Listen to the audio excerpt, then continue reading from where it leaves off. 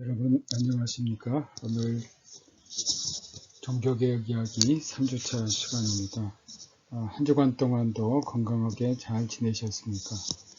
여러분 이 어려운 상황에서 건강을 무엇보다도 잘 지키시기를 부탁을 드립니다. 오늘 루터의 초기 강의들과 소위 종교개혁적인 인식의 출현, 첫 번째 루터의 초기 신학 개요에 대해서 말씀을 드립니다. 루터는 1513년부터 그가 세상을 떠난 1546년 이렇게 약 33년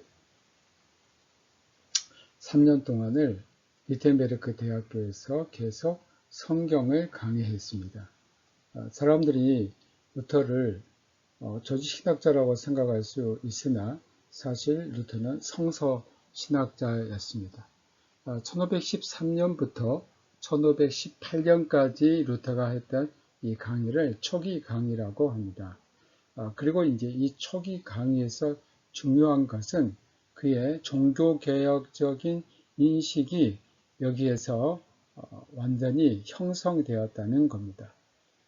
첫 번째 강의를 시편 강의를 했는데 1513년부터 15년까지, 그 다음에 1515년부터 16년까지는 로마서, 그리고 갈라디아서는 1516년부터 1517년, 히브리서는 1517년부터 1518년에 했습니다. 시편 강의를 시작할 때에 성서 해석에 있어서 네 가지 의미를 가지고 있습니다. 이것은 중세 시대부터 내려오는 그 성서 해석의 의미를 루터는 그대로 받아들였습니다. 전통적으로 특히 루터는 문자적인 의미 센수스 리테라리스와 존재론적 의미 센수스 트로폴로기쿠스를 매우 중요하게 생각했습니다. 여기에 대해서 우리가 네 가지의 그 성서 해석의 방법이 있는데 루터는 이러한 그 네 가지 방법에서 가장 중요하게 생각했던 게 문자적 의미 센수스 리테라리스와 존재론적 의미 센수스 트로폴로기쿠스를 중요하게 생각했다는 겁니다. 또 다른 두 가지로는 그 우의적인 의미 센수스 알레고리쿠스와 종말론적 의미 센수스 나고기쿠스가 있습니다. 예를 들면 예루살렘을 우리가 문자적인 의미로 하면 유대의 그 도시입니다. 우의적인 의미로 보면 선한 백성, 또 존재론적 의미를 보면 덕을 가리키고 또 종말론적 의미를 보면 상급을 가리킵니다. 바벨론이라고 할 때 그것은 메소포타미아에 있는 도시입니다. 그래서 우의적으로 해석하면 악한 백성, 존재론적으로 보면 악이요, 또 종말론적인 의미는 형벌을 의미합니다. 시온산은 가나안 땅을 가리킵니다. 그 우의적인 의미는 회당이고 또 존재론적 의미는 바리새적 정의를 할 수 있고 또 종말론적 의미는 현세의 목적이라고 할 수 있습니다. 또 시온산은 시온에 있는 백성을 가리키는데 이것의 우의적인 의미는 교회를 가리키고 존재론적 의미는 기독교적 정의를 가리키고 종말론적 의미는 영생을 의미합니다. 루터는 성서에 있어서 해석에 있어서 또 그의 신학에 있어서 신비주의의 영향도 받았습니다. 그건 바로 겸비의 신학인데 데누스 테올로기인데 인간이 죄인으로 인식할 때에 하나님께 인정을 받습니다. 이렇게 겸손한 인간이 될 때에 인간은 저주받은 것에서 의인으로 여김을 받게 된다는 겁니다. 또 하나는 어거스틴의 영향인데 그는 성서를 새롭게 하게 됩니다. 어거스틴 연구를 통해서 특히 어거스틴의 영과 문자에 관하여라는 책이 루터에게 큰 영향을 끼친 것으로 보입니다. De Spiritu et Litera라는 책에서 성서를 새롭게 발견할 수 있었습니다.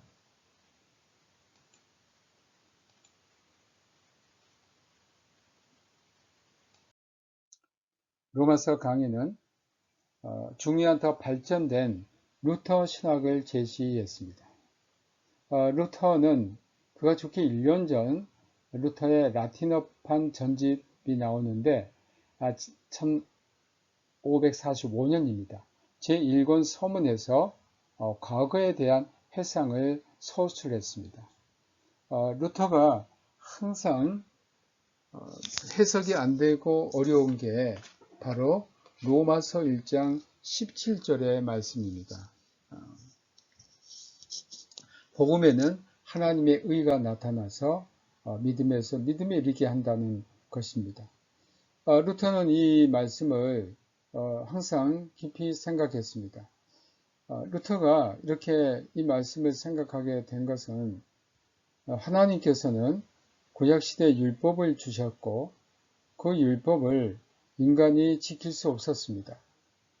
그런데 하나님께서 또 복음에 뭘 주시냐면 하나님의 의가 나타난다라고 했습니다. 여기서 이 하나님의 의라는 유스티치아 데이 이게 루터를 짓눌렸던 겁니다. 아니 하나님께서 율법을 지키지 못한 인류에게 복음을 주셨는데 이 복음에도 그러면 하나님의 사랑이라고 해야 되는데 또 유스티치아가 있는 거예요. 의라는 거. 이것은 루터가 볼 때 매우 율법적인 용어였습니다. 하나님의 의. 그런데 이 율법적인 것이 왜 복음에도 나타날까?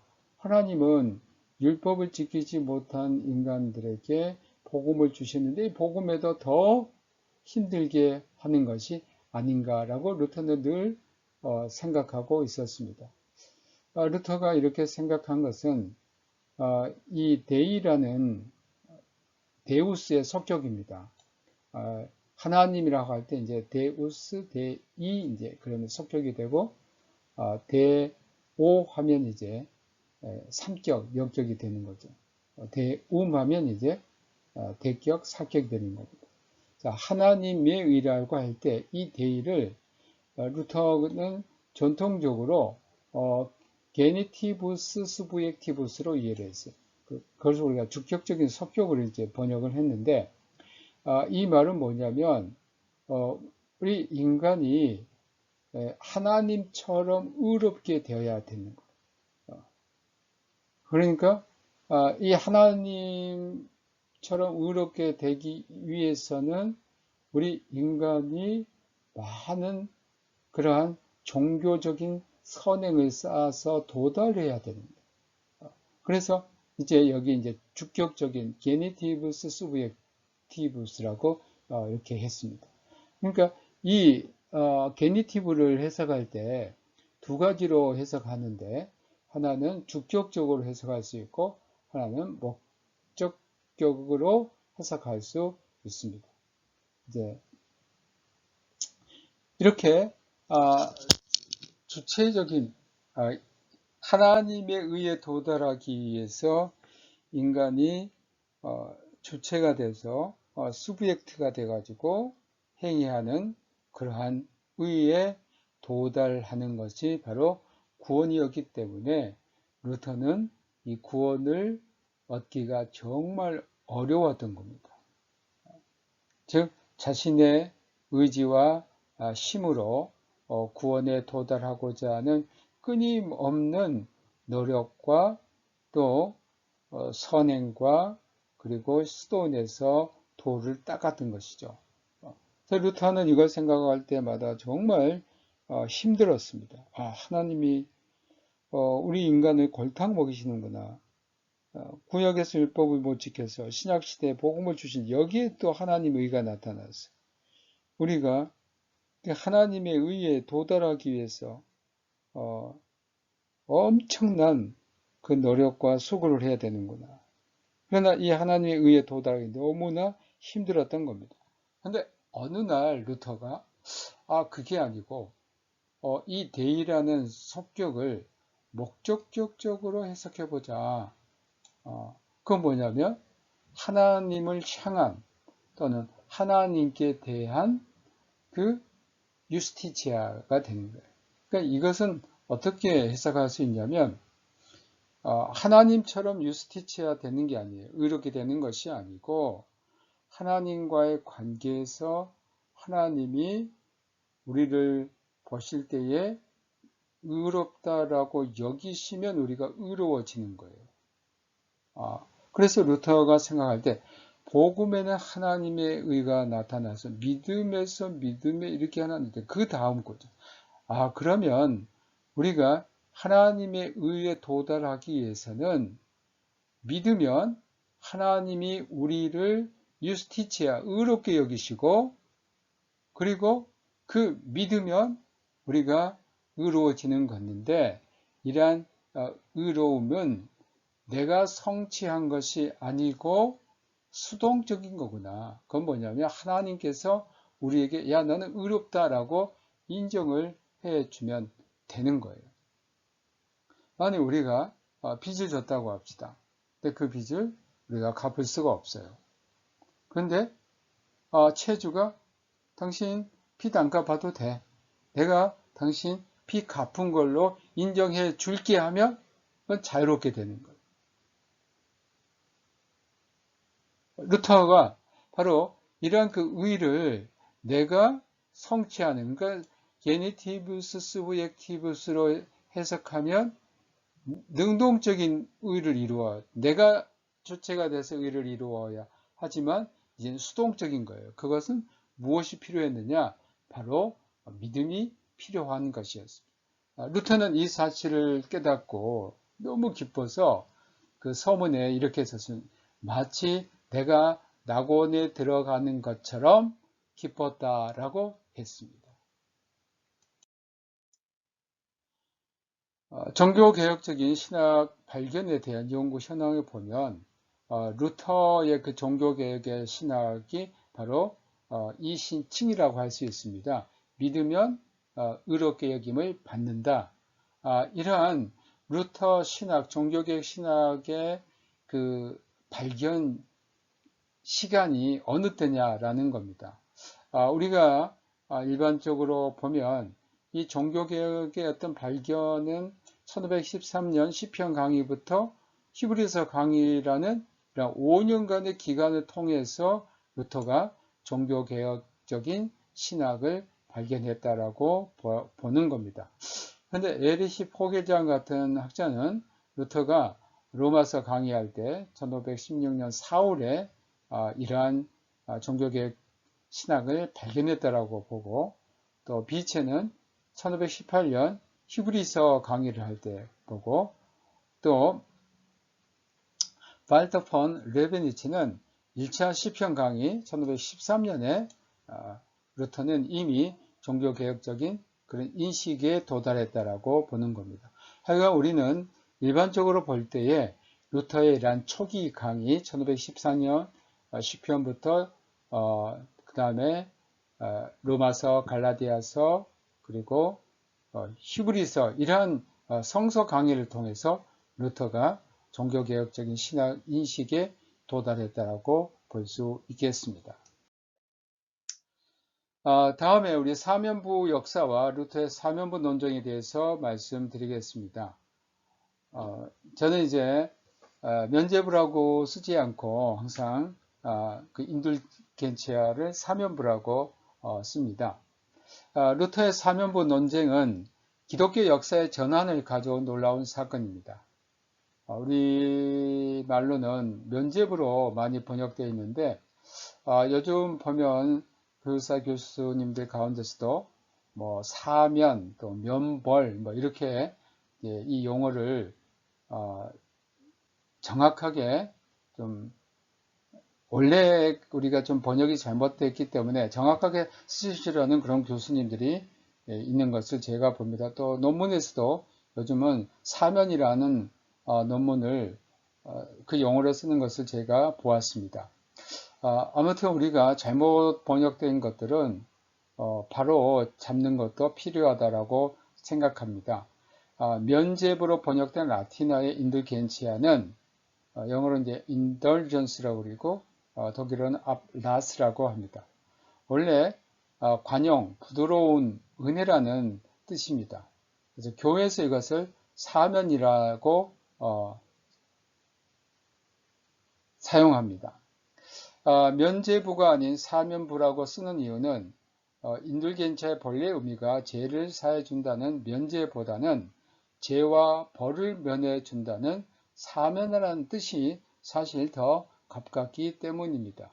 그러니까 여기서 당시 중세시대 인들겐치아에서 강조된 것이 사실 벌이에요. 그건 이제 고해성사와 연관이 되어 있습니다. 이 사면부는 회개의 계율에 대한 실행입니다. 그 역사를 보면서 이제 이 사면부의 그 시작은 회개와 관계를 맺고 있습니다. 신약에서 회개는 하나님 나라에 들어가기 위한 심령의 이례적인 방향 전환이었습니다. 예수님도 회개하라 했는데, 그래서 하나님 나라에 들어가기 위해서는 방향 전환을 해야 한다는 겁니다. 고대 교회에서는 소위 죽을 죄를 선정했습니다. 그 우상 숭배, 간음, 살인 이 세 가지는 용서받지 못한다 생각했고 이러한 죄를 지은 사람들을 교회에서 추방을 시켰습니다. 시대가 흐름에 따라 이 세 가지 죽을 죄도 용서를 받는다고 했습니다. 그리고 중세시대부터 공적인 회개 외에 신부 앞에서 개인적으로 회개를 하고 사죄를 받는 것까지 포함된 고해가 등장했습니다. 이런 그 개인적인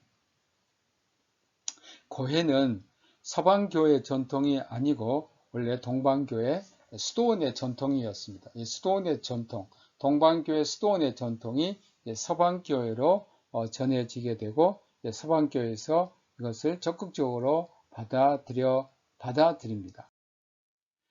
이 고해의 단계는 첫 번째 심령의 통해 컨트리치오 코르디스라고 합니다. 이것은 마음에 죄 지은 것을 정말 뉘우치고 회유를 하면서 내가 왜 이렇게 하나님 앞에서 또 사람 앞에서 죄를 범하였던 거 하고 마음으로 깊이 뉘우치는 겁니다. 두 번째 단계에서는 자기가 지은 죄를 신부 앞에 가서 입술로 고백하는 겁니다. 이것을 바로 컴펜시오 오리스라고 합니다. 그러면 이 신부님은 그 죄를 듣고 그 죄에 상응하는 벌을 받지 않게 하기 위해서 그 죄를 지은 사람들에게 그러한 그 책이 있는데 형벌에 대한 그러한 책이 있는데 그 책에 나온 만약 A라는 범죄를 하면 B라는 선행을 함으로써 벌을 받지 않는다. 이제 이런 내용이 있습니다. 이제 이것을 신부가 그 죄를 범한 신자에게 말을 합니다. 그러면 이 신자가 세 번째 단계에서 선행을 해야 돼요. 선행으로 갚아야 되는 겁니다. 사티스팍치 오페리스. 사티스팍치 이제 만족시켜 주는 거죠. 뭘 하냐면 오페리스로 행위로 만족시켜 줍니다. 그래서 내가 이 죄를 범했는데 죄 용서는 내가 받을 수는 있지만 그 죄에 대한 형벌의 대가가 남아 있으니 그 형벌을 받지 않기 위해서는 무언가 선한 행위를 해야 되는데 당시 이 선행의 보상은 거의 종교적인 행위로 이루어져 있습니다. 그러니까 우리가 이 선행이라는 것을 여기에서 어떤 윤리적인 어떤 그런 것보다는 실제 종교적인 어떤 그 행위로 이루어져 있습니다. 이처럼 선행의 보상으로 회개의 계율은 점점 약해졌습니다. 사람들이 어디에 관심이 더 많았냐면 내가 벌을 받지 않는다는 그것에 더 관심이 많았습니다. 왜냐하면 이 벌은 내가 이 땅에서 살면서 받을 수 있기 때문에 이 벌을 두려워했고 벌에서 자유함을 원했던 것입니다. 1215년 제4차 라테란 공의회는 회계 이 고회를 성례의 위치로 승격이 되었어. 성례 위치로 승격을 합니다. 그러므로 이 고회가 이제 사크라멘트에 속하게 됩니다. 그리고 여기에서 신부가 내가 너를 용서한다는 에고테 압소를 보는 그 사면에 더 역점을 두게 되었습니다. 그리고 고의 첫째 심령의 통해와 셋째 부분 사티스팍치 오페리스 선행의 보속이 더 완화가 됩니다. 그래서 마음의 통해 대신 두려움으로 만족했고 동시에 신부를 통한 성례전적 특성이 강조됩니다. 또 11세기부터 제용서 이후에 행해지던 보상이 기한적인 벌들의 면제로 이해를 했습니다. 이 기한적인 벌들이라는 것은 뭐냐면 인간이 이 땅에서 살면서 받을 수 있는 그런 벌들을 말합니다.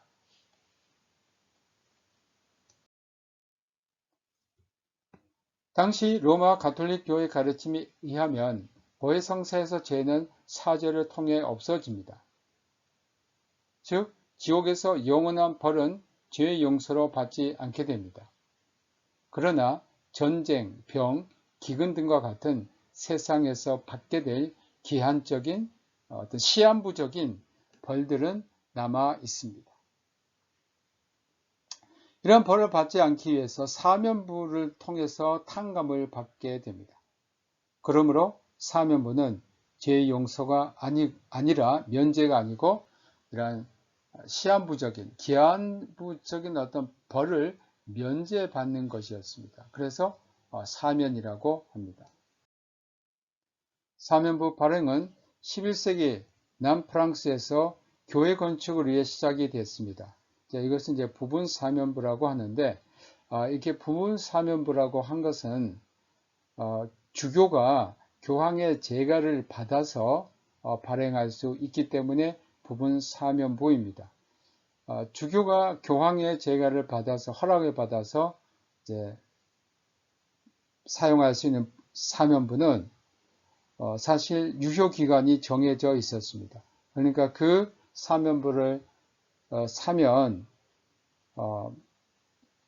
그 정해진 기간 안에서 벌을 받지 않는 겁니다.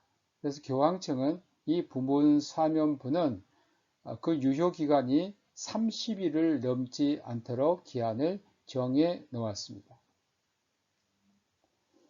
그러니까 우리가 1년 동안 살 때 죄를 안 짓고 사는 사람이 없죠. 그러면 이런 경우는 사면부를 최소한 10장 이상은 사두어야 벌을 받지 않게 되겠죠. 이런 그 사면부가 사실은 교회 건축을 위한 그런 자금으로 조달되었음을 볼 수 있습니다. 교황 우르반 2세는 1095년 제11차 십자군에 지원한 자들에게 완전 사면부를 약속했습니다. 이 완전 사면부라고 한 것은 교황이 발행하는 사면부는 급이 달랐습니다. 그것은 주교급이 발행하는 것은 그 유효기간이 있었지만 교황이 발행하는 사면부는 전 생애가 유효기간입니다. 그래서 이 십자군에 많은 사람들이 지원한 겁니다. 십자군에 지원함으로 내가 일생 동안 지은 죄와 벌로부터 면제받는 겁니다. 쉽게 말하면 이런 교황의 사면부를 받으면 천국에 가는 거죠. 사실 이 땅에 그런 사면부는 없습니다. 우리가 예수 그리스도를 통해서 믿음으로 구원을 받는 것 외에는 이렇게 사면부를 샀다고 해서 천국에 가고 그게 없다고 해서 지옥에 떨어지고 그건 아닙니다. 후거 폰 상트케어는 그리스도와 성인들의 잉여의 공로라고 하는 소위 교회의 보화 테사우로스 에클레시에를 사면부의 근거로 삼았습니다. 이 잉여의 공로라는 게 뭐냐면 하나님께서 요청하시는 그 공로의 어떤 양이 있었어요. 하나님께서 원하시는 이 공로를 이제 그리스도와 성인들은 다 달성을 하고 어떻게 됩니까? 이게 차고 넘친 겁니다. 이게 이제 잉여의 공로예요. 그러니까 이 잉여의 공로는 그러면 어디에 쌓였느냐? 교회에 쌓였다는 거예요. 에클레시아에 쌓였다는 거예요. 이 교회에 쌓여있는 이 잉여의 공로를 사용할 수 있는 분은 누군가? 바로 교황입니다. 그러면 어떻게 해서 이 잉여의 공로가 역할을 할 수 있느냐? 그것은 바로 우리 인간이 이 땅에서 죄로 인한 벌을 받잖아요. 그 벌을 받게 되는데 그리스도와 성인들께서 쌓아놨던 이 교회에 쌓는 어마어마한 이 공로를 교황이 사용하는 거예요. 이 공로를 이제 교황이 사용하면 그 교황에 의해서 발행되는 사면부에 통해서 우리가 받을 벌이 다 없어지는 거예요. 그러니까 그리스도와 성인들의 그러한 잉여 공로가 우리가 지은 죄에 대한 벌을 없이 해주는 역할을 하게 된 겁니다. 참 기묘하게 잘 만들어 놓은 것 같기도 합니다. 그건 아닌데, 그러니까 이것 때문에 교황이 이제 이 교회의 보화를 사용할 수 있고, 이 교회의 보화가 사면부의 신학적인 근거가 된 겁니다. 교황 보니파치 8세 또는 보니파티우스 8세라고도 합니다. 1300년 소위 기념 사면부를 공고합니다. 자, 끝에 이렇게 100년으로 떨어지는 참 의미 있는 해죠. 우리는 이렇게 100년으로 떨어질 때 사는 것이 어떨 때는 참 힘들 수도 있죠. 오래 살아야 되는데 그런데 교황 보니파치 8세는 이 1300년에 로마를 방문하고 로마 교회에서 정해진 경건 훈련을 받은 자에게는 이 사면부를 발행해 주었습니다. 이 사면부를 발행한다니까 많은 사람들이 로마에 오게 됩니다. 많은 사람들이 로마에 오게 되면 뭡니까? 로마는 경기가 반짝 좋아지는 거죠. 많은 사람들이 오게 되면 또 거기에서 숙박하는 사람들, 물건을 사는 사람들, 또 식사하는 사람들, 뭐 어떻게 보면 로마시의 경기 부양책이라고도 할 수가 있는 겁니다. 그러면서 이것은 딱 100년에 한 번, 이 100년에 한 번씩 거행해야 된다고 공고를 했습니다. 그런데 이 기한이 50년으로 줄어듭니다. 희년을 기념해서. 그럼 희년은 7년이 일곱째 되는 해가 바로 7년이 일곱째 된 해, 그 다음에 희년이 되겠죠. 희년으로 줄어들었고, 나중에는 또 33년으로 줄어듭니다. 그래서 예수님의 생애가 33년이다.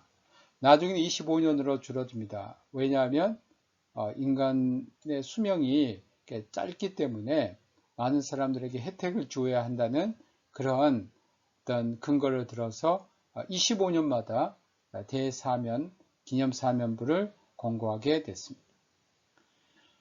여기에 교황 시스투스 4세는 1476년 연옥에 있는 죽은 사람들을 위해 사면부를 구입한 것이 가능하다는 겁니다. 자, 여러분, 이게 점점 이제 그 이전에는 죽은 사람들에 대한 언급이 없었는데, 이제는 죽은 사람들을 위해서 그 사람 이름으로 사면부를 구입하면 연옥에서 고통을 받는 사람들이 연옥의 고통에서 해방되고 천국으로 이제 뛰어 오른다는 거죠. 어떻게 보면 이것은 산 사람보다 죽은 사람이 많기 때문에 또 살아있는 사람들이 먼저 세상을 떠난 그 조상들을 위해서 사면부를 구입할 수 있는 그 절호의 찬스를 마련해 줬다는 것으로 볼 수가 있겠죠. 한 장의 사면부는 삶과 죽음의 이급한 순간에 지불할 수 있는 수표의 한 종류였습니다. 동의와 고해는 행하는 것이 아닌 지불해야 하는 것으로 이해를 했고, 사면부는 시간이 경과함에 따라 교회의 높은 수익성의 원천이 되었습니다. 사면부의 부과는 교황청 관할 아래 있었지만 세속 군주들은 자기들의 영토에서 사면부 판매를 금지할 수 있는 그러한 권한도 있었습니다. 이처럼 돈으로 살 수 있는 사면부는 중세교회의 가장 심한 타락 가운데 하나였습니다.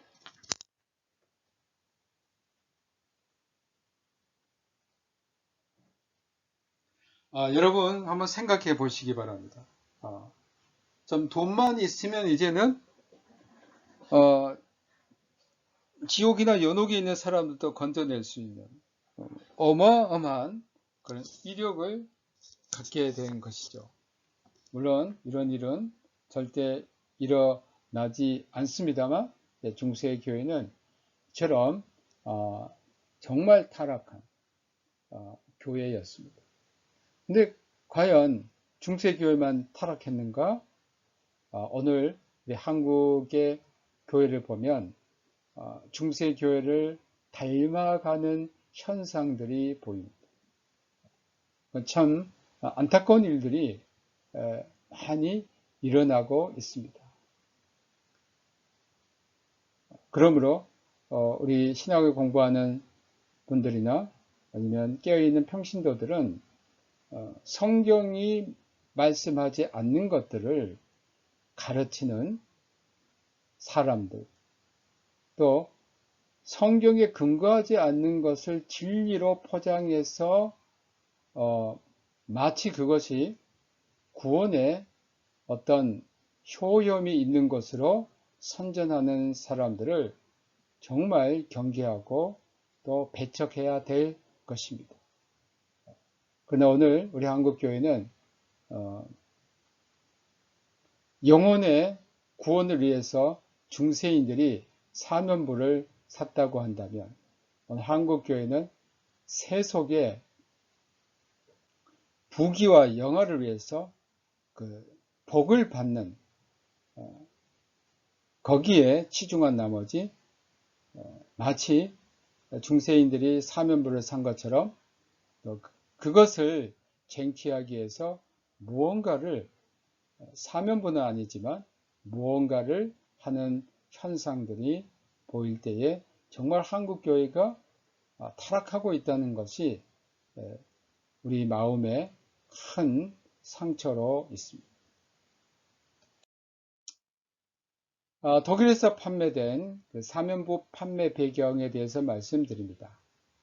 알브레히트 폰 마인스는 브란덴부르크 선제 요한 치체로의 아들이었습니다.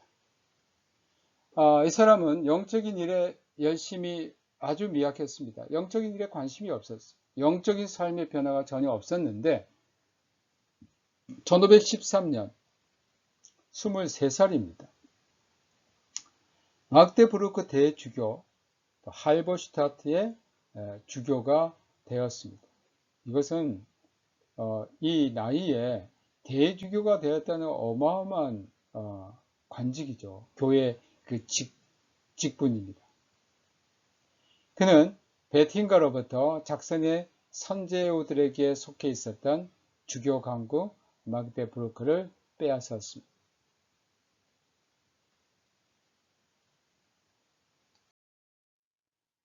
호헨철론가인 알브레히트와 그의 형인 브란덴부르크 요아킴 1세는 이에 만족하지 않고 1514년 알브레히트는 독일의 정말 큰 대주교구인 마인츠를 손에 넣었습니다.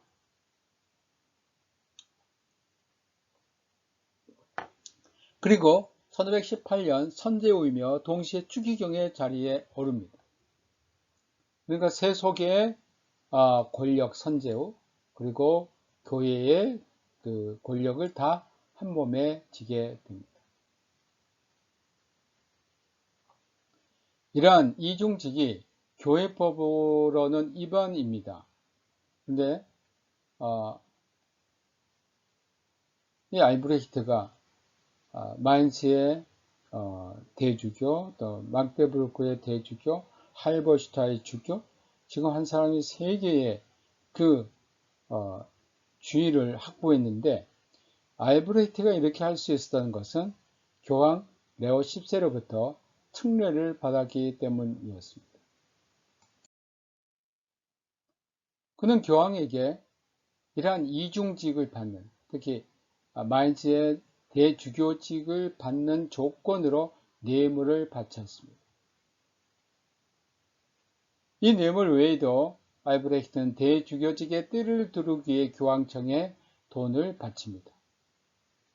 이 띠는 대주교직을 상징하는 것으로 당시 돈 2만 굴덴이었습니다. 이게 지금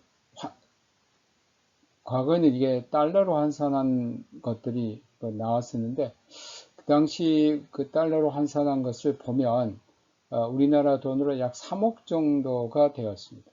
자꾸 환율이 변하니까 우리가 딱 집어서 말할 수 없지만 당대 돈으로 보면 2만 굴덴이었는데 굉장히 큰 돈이었고요.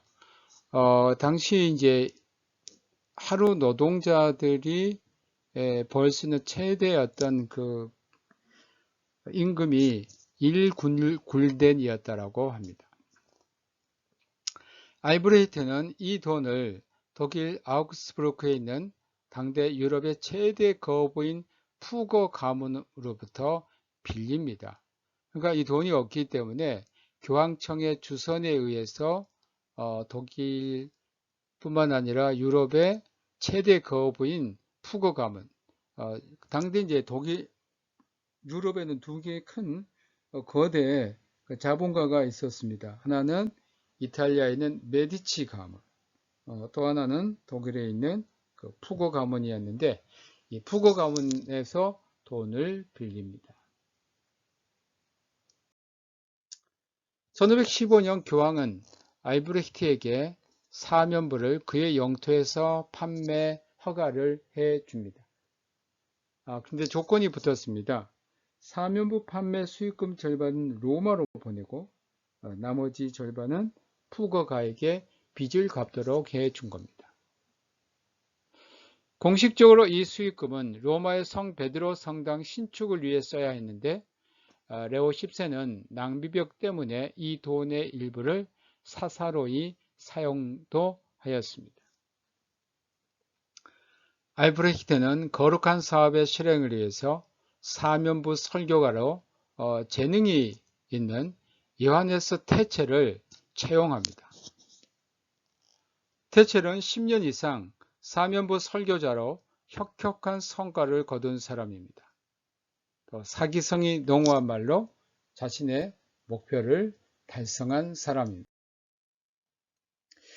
이 일로 그는 상당히 돈도 개인적으로 벌었고 자기 하인에게 상당한 일당을 지불할 능력도 있었습니다.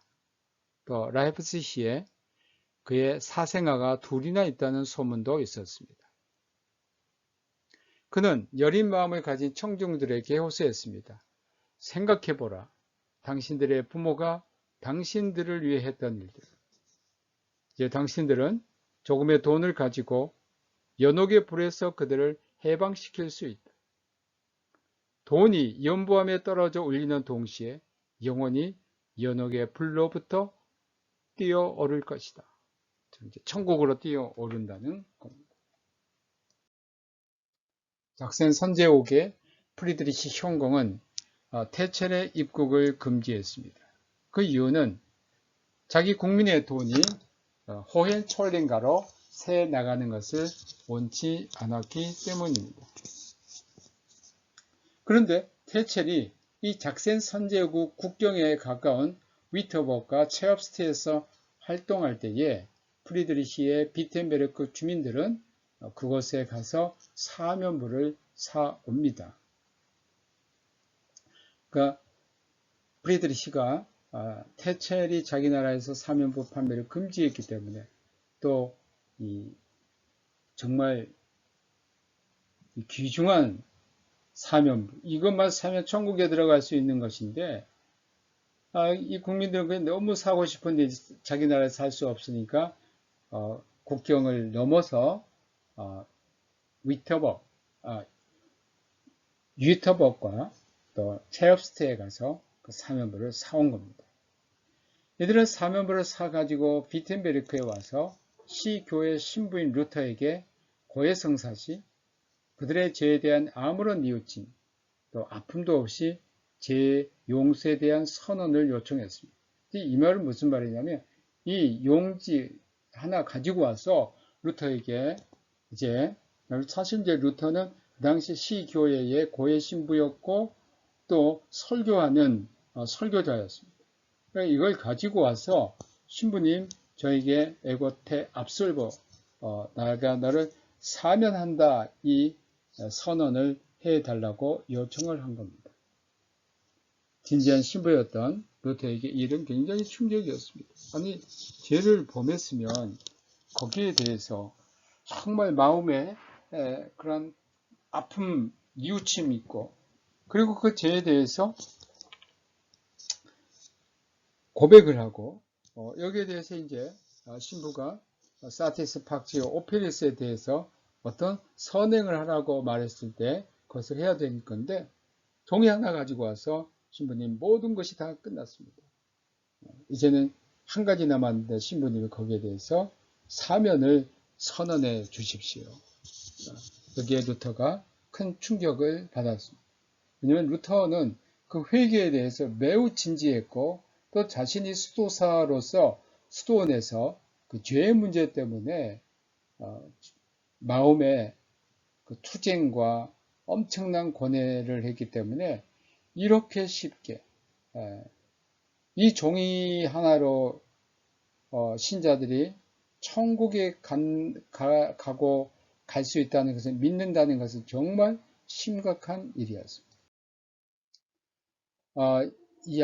이 뒤에 보이는 교회가 비텐베르크에 있는 그 슈타트 키르케 시교회입니다.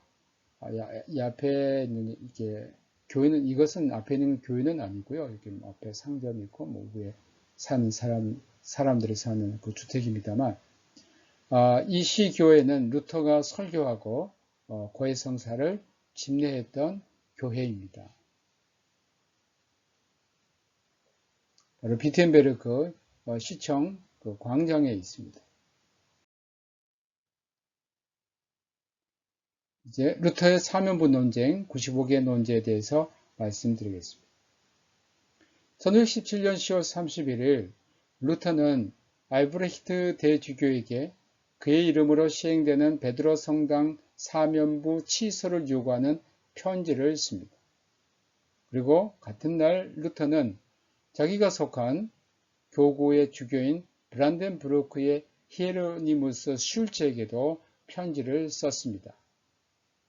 그 편지에는 테첼이 이 교구에 나타나서 활동하는 것에 대한 내용을 담았는데 이 편지는 남아있지 않습니다. 루터는 이 편지들 외에 사면부 논쟁을 뜨겁게 불러일으키게 될 95개 논제를 비텐베르크 성교의 문에 1517년 10월 31일에 붙였습니다. 당시 성교회의 문은 비텐베르크 대학의 게시판이었습니다. 이 논제의 목적은 이 논제의 제목은 사면부의 능력에 대한 논제입니다. 디스푸타치오 프로 데클라라치오네 비르투티스 인둘겐치 아름이라는 상당히 좀 긴 제목의 그러한 토론문입니다. 그래서 이것은 종교개혁적인 선언이나 교리는 아닙니다. 여기에서 우리가 믿음으로 의롭다함을 받습니다. 이런 그 루터 신학의 중요한 내용이 있는 것이 아니고 사실 회개에 관한 회개의 그 실행에 관한 내용이 있습니다. 이 교회가 비텐베르크에 있는 그 성교회입니다. 이 성교회는 거룩한 성자를 쓰지 않고요. 성자를 썼는데, 왜 성교회라고 하냐면, 이 성에 붙어 있어요. 이 성에 붙어 있는데, 이 성교회는 평민들이 다니는 교회가 아니고, 이 영주와, 그러니까 선제후와 선제후의 가족들, 이 궁에 있는 귀족들이 다니는 교회였기 때문에 이걸 성교회라고 합니다. 그 성에 딸려 있는 교회입니다.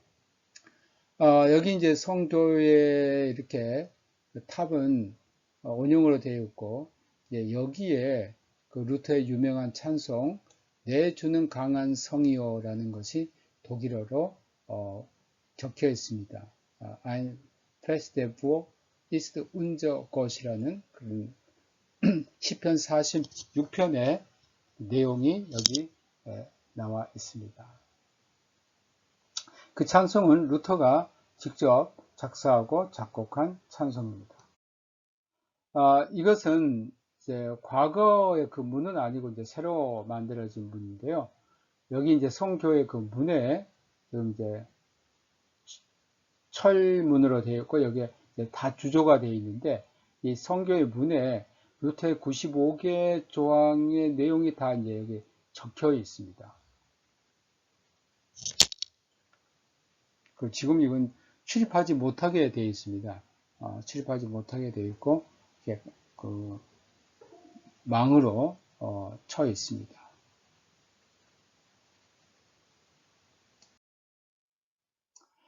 이것은 비텐베르크 시청 그 광장에 있는 마틴 루터의 동상입니다. 시청 광장에는 마틴 루터의 동상과 또 멜랑크톤의 동상, 두 사람의 동상이 있습니다. 비텐베르크가 굉장히 큰 도시일 것 같은데 아주 작은 도시입니다. 도시 끝에서 저 끝에 여러분 산책을 할 때 직선거리로 가면 한 30분이면 다 마칠 수 있는 작은 도시입니다.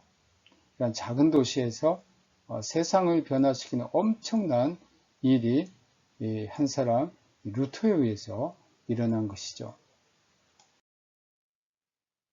루터의 사면부 논쟁에 대한 두 가지 이유가 있습니다. 첫째는 성 베드로 성당 사면부입니다. 교황 율리우스 2세는 성 베드로 성당 신축을 위한 사면부를 공고했고 그의 후임자인 교황 레오 10세는 이 일을 계승하고 이 사면부를 교회령인 막데부르크와 마인츠의 대주교인 한 사람이 그 두 개의 모든 직무를 수행하고 있죠. 알브레히트에게 위임을 했습니다. 둘째는 루터는 막데부르크 대주교의 문장이 새겨진 사면부 설교자들을 위한 교본을 입수했습니다. 이 교본에서 알브레히트는 사면부를 구입함으로 받을 수 있는 죄의 완전한 용서를 약속을 했습니다. 또한 죽은 자들을 위해 사면부를 사는 사람들에게도 통해나 고해가 필요 없다고 했습니다. 그래서 국민은 사면부를 사게 되면 구원이 확실히 보장된 것으로 믿게 됐습니다. 그들은 사면부가 벌뿐만 아니라 죄까지도 면제해 주는 것으로 믿었습니다. 여기에 대해서 루터는 침묵할 수가 없었습니다. 왜냐하면 그는 교회 책임 있는 선생, 신학 박사의 그 의무를 하기 위해서 당대 가톨릭 교회는 신학 박사에게 두 가지 의무가 있었습니다. 하나는 이단에 대해서 대항할 것, 또 하나는 교회에 행해지는 잘못된 오류를 지적할 것. 그래서 그는 자신이 신학 박사로서 그 의무는 뭐냐면 지금 사면부를 판매하게 됨으로써 국민들이 구원을 받는 것이 아니고 더 멸망을 받을 수 있는, 그래서 이건 분명히 오류라는 것을 지적해야 할 그런 필요가 있었던 겁니다. 95개 논제 제1조는 회개에 관한 겁니다. 그 내용을 보면 우리의 주님이여 선생님이신 예수 그리스도께서 말씀하시고자 한 것은 회개하라 마태복음 4장 17절. 이 말씀은 그리스도 신자들의 전 생애가 회개임을 알리시는 것이다. 그러니까 이 사면불안한 종이를 하나 삼으로써 회개가 완결된 것이 아니고 신자들은 전 생애를 어떻게 살아야 되느냐? 회개하면서 살라는 겁니다. 진정한 회개는 하나님 사랑에 대한 응답입니다. 그러나 지금 사면부는 지옥에 대한 공포입니다. 벌에 대한 공포입니다. 이것 때문에 사면부를 사는 건데 진정한 회개는 하나님 우리를 그렇게 사랑하신다. 하나님이 예수 그리스도 독생자를 우리에게 주시기까지 사랑하신 그 사랑에 대한 응답이 바로 회개라는 겁니다. 95조부터 92조부터 95조에서는 기독교인은 벌 때문에 도주하지 말고, 그러니까 벌을 받지 않기 위해서 사면부를 사는 것이 아니고 그리스도의 제자로 따를 것을 주장했습니다. 94조에는 이렇게 되어 있습니다. 크리스찬은 벌이나 죽음이나 지옥을 통해서 머리 대신 그리스도를 따르도록 노력해야 한다. 오히려 벌을 받아야 된다는 겁니다. 그러나 중요한 것은 그리스도를 따르도록 노력하는 겁니다. 95조는 위안보다는 오히려 많은 고난을 통하여 하늘나라에 들어가는데 더욱 깊은 신뢰를 가져야 한다는 겁니다. 사면부를 샀다고 해서 내가 벌을 받지 않고 천국에 가는 것이 아닙니다. 오히려 우리 그리스도인들은 세상에서 많은 고난을 받지만 그 고난을 통해서 하늘나라에 들어갈 수 있다는 겁니다. 루터는 이 95개의 논제를 사실은 신학적인 토론을 위해서 붙인 겁니다. 또 말씀드렸지만 비텐베르크 성교회의 그 정문은 신학적인 토론을 위한 그러한 게시판이었기 때문에 여기에 이제 이 논제를 붙이면 누군가가 신학적으로 답변해 줄 것이라고 기대했습니다. 그러나 알브레히트 쪽 측에서나 히에로니모스 측에서 아무런 응답이 없었습니다. 그래서 루터는 1517년 11월 11일 이 논제를 외부에 보냈습니다. 그러자 이에 대한 반응은 의외로 대단했습니다. 이 논제는 평신도를 위한 것이 아니고 신학적인 논쟁을 위한 것이었고, 그래서 루터는 독일어로 쓰지 않고 라틴어로 썼던 겁니다. 루터가 이게 이제 종교개혁이 하나 시작이 되는데, 루터가 종교개혁을 해야 되겠다고 생각해서 이 글을 쓴 것도 아닙니다. 어떻게 보면 루터의 종교개혁은 이미 수도원에 들어갈 때부터 시작되었다고 볼 수 있습니다. 그가 수도원에서 투쟁했던 내적인 그 깊은 고뇌와 죄에 대한 그 투쟁, 이것이 이제 결국은 쌓여지고 또 하나님 말씀을 통해서 내가 죄인인 내가 어떻게 하나님 앞에 구원을 받을 수 있을까? 이 문제, 어떻게 내가 회개를 이룰 수 있을까? 회개가 과연 무엇인가? 이 문제가 결국은 이제 당대 교회에서 잘못 가르쳐지고 있는 그 문제와 부딪혔고, 그 실제와 부딪혔고, 여기서 루터는 어떤 해결점을 자신의 생각이 아닌 성경에 의해서 제시를 했던 겁니다. 이 논제는 몇 주가 지나지 않아 전 독일에 퍼졌습니다. 이에 대해서 루터의 동시대인으로 종교개혁사를 서술했던 미코니우스는 마치 천사들 스스로가 이것을 전하는 사자들 같았다라고 평가를 했습니다. 또 니른베르크에서는 뉘첼이 1517년 12월에 독일어로 이것을 번역했습니다. 이렇게 독일어로 번역했다는 것은 이제 라틴어를 모르는 일반 시민들도 많은 시민들이 이제 이 글을 알게 된 겁니다. 루터는 이 논제가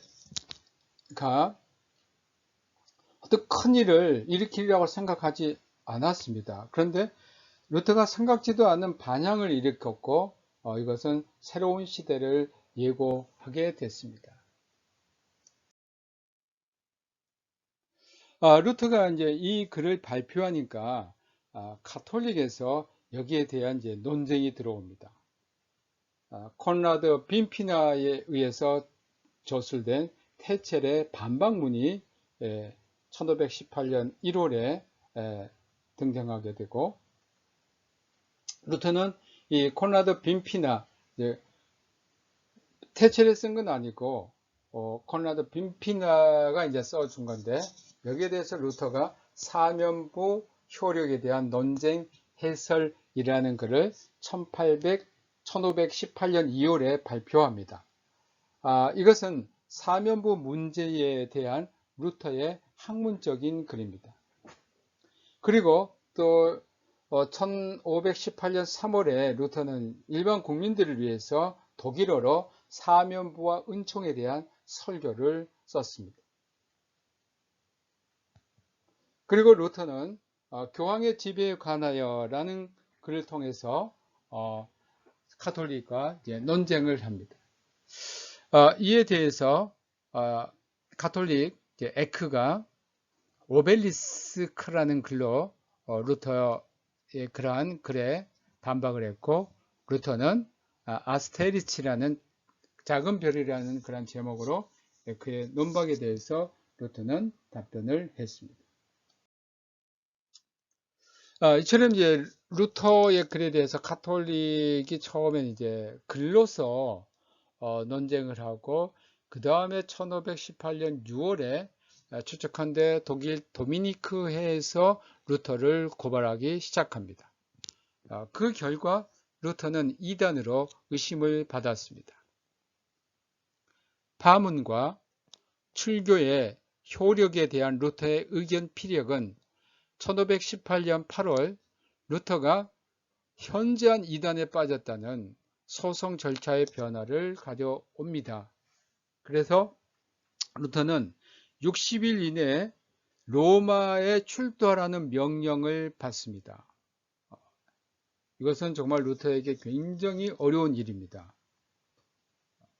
루터는 이 문제 가지고 굉장히 고민을 합니다. 루터의 동료들도 루터를 걱정해 주면서 다른 데로 피신해라, 또 망명을 가라, 여러 가지로 이제 루터에게 로마에 가면 분명히 죽는다. 로마에 가면 종교재판에 보내질 거고, 이단 신문을 받고 분명히 죽을 거니 죽지 않기 위해서는 지금 빨리 비텐베르크를 떠나야 된다라는 이제 친구들의 그 충고를 받습니다. 그런데 루터의 그 작센 선제후 국의 선제후가 루터를 도와줍니다. 그래서 루터가 계속 비텐베르크에서 교수로서 일하고, 또 루터의 그 문제를 독일 영토 내에서 다루기 위한 협상에 선곡을 합니다.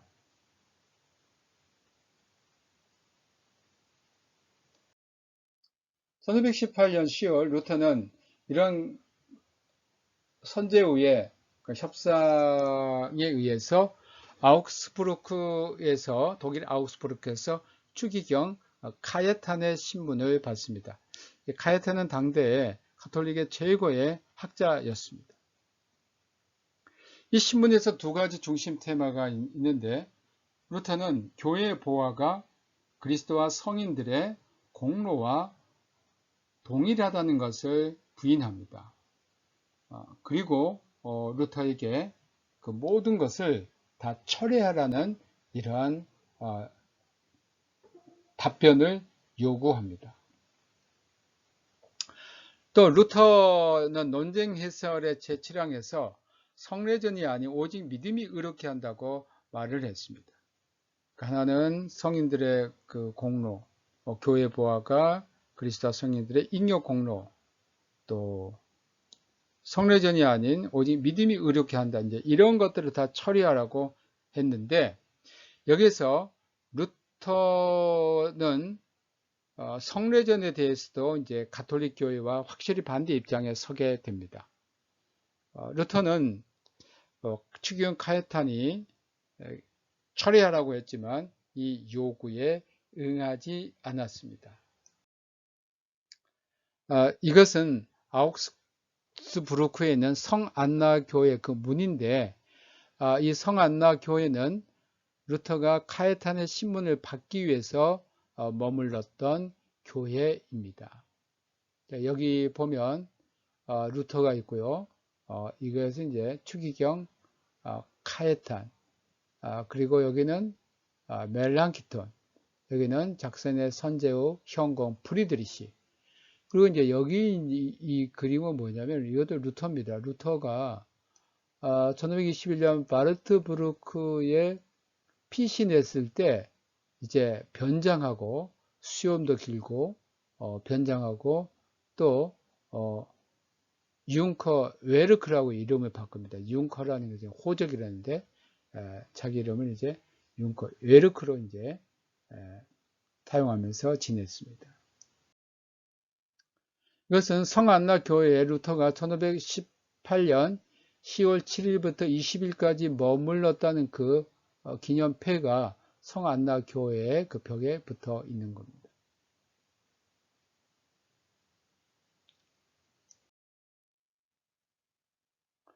1518년 10월부터 1520년 6월까지 루터에 대한 소송은 약 2년간 이루어지지 않았습니다.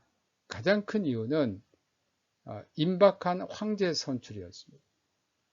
로마 교황청에서 아주 관심을 갖는 게 이제 지금 황제인 막시밀리안이 노스에서 언제 세상을 떠날지 알지 못하기 때문에 새로운 황제를 선출해야 되는데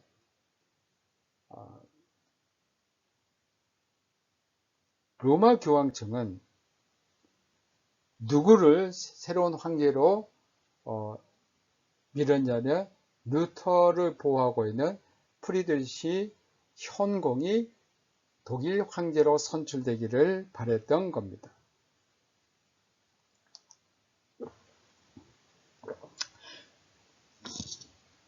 그 이유는 죄송합니다.